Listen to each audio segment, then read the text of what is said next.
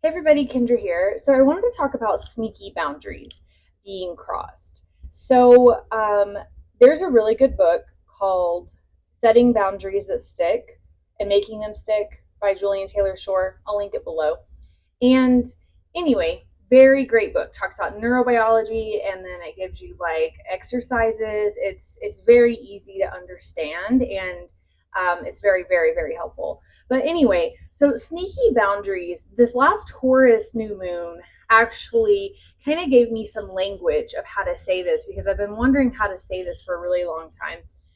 But a lower vibration of the energy of Taurus can be this feminine nurturing aspect of people, not just women, biological women or women in general. It's a feminine masculine is an energy of everything because there's a push and pull, a yin and yang. Think of it that way.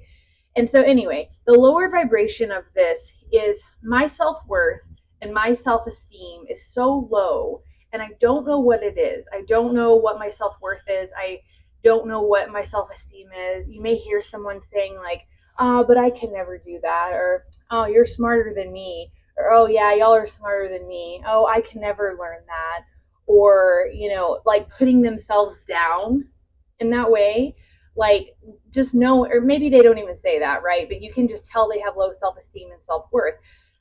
And then you can tell that they're what they're doing in life is this person is it's giving. It's giving and giving and giving. And I'm not saying giving is necessarily a bad thing because it's not, right? We need to be able to give and receive, the yin and the yang. The whole point though is your self-worth tied to giving to people? And if that's the truth, then you have to take a step back and be like, so am I only worthy if I'm giving to people and feeling needed and wanted by people? And there's older people, probably in the silent generation, who, and maybe a little bit younger than them as well, like my sister's grandma, who would never sit down whenever we were eating. She was always up, always doing stuff, never sitting down and enjoying a meal, just always going, going, going, going, going. And then later it's, oh, I'm so tired. Oh, that was just a lot on me. Oh, and I'm like, what? Like, this is your choice. All of these things are choices. So your self-worth and your self-esteem and the attention you're getting from people is based on this type of behavior. And it's really unhealthy because there's no balance there. There needs to be balance. So the boundary part of this is also you're not wanting to cross people's boundaries and be nice, like, and say that you're not crossing their boundaries. So for example, I come home and my whole house is cleaned. I'm like, what the hell just happened? And then my mom calls, this hasn't happened, but my mom calls me, or I'm like, mom, or my sister, like what's happening? Like, was someone here? And oh yeah, I just came over and cleaned. Yeah, no big deal. Yeah, you're welcome.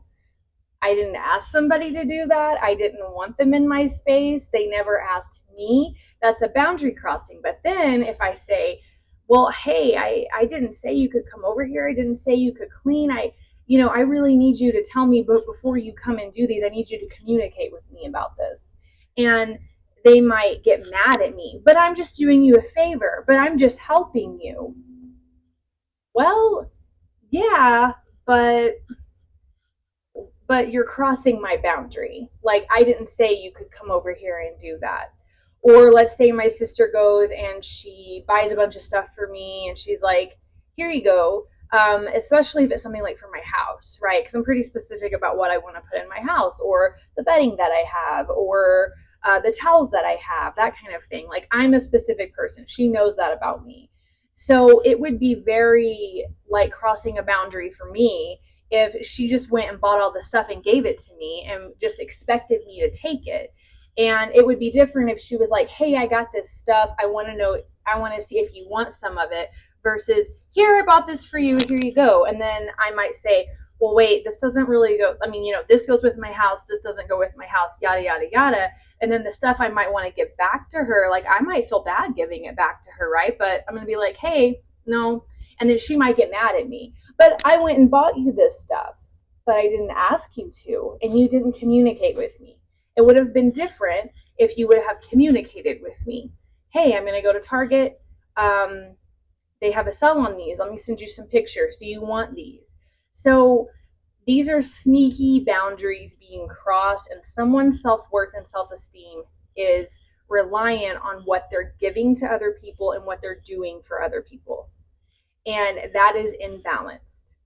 Your self-worth and self-esteem needs to come from within. And when you're giving to other people, don't just go do it for them, because it takes away their autonomy. It takes away their independence.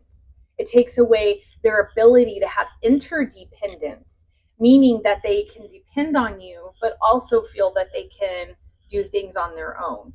That makes people feel helpless. It makes them feel like they can't do anything on their own. And if you raise your kids this way, then it's going to be very challenging for them to see this.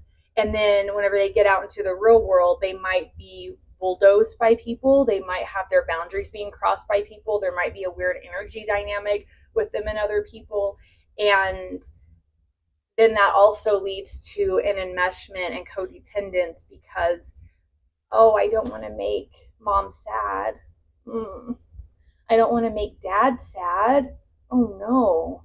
But you hear what I'm saying? You don't make anyone anything. Yes, you have an effect on people's emotions, but you're not responsible for their emotional landscape, and you're not responsible for their emotional reaction to things. And you can have a conscious relationship with them where you speak about these things and you talk about, well, this made me feel bad, this makes me feel bad, where is it coming from? Because it's probably not that person's intention to do this to you. It's not to you. So it's probably not in most cases. So it's just really important to do self-introspection and then to be able to have these communicative conversations with the individuals in your life who are close to you or who you may be seeing these patterns with that may be feeling a little unpleasant or unhealthy or unbalanced.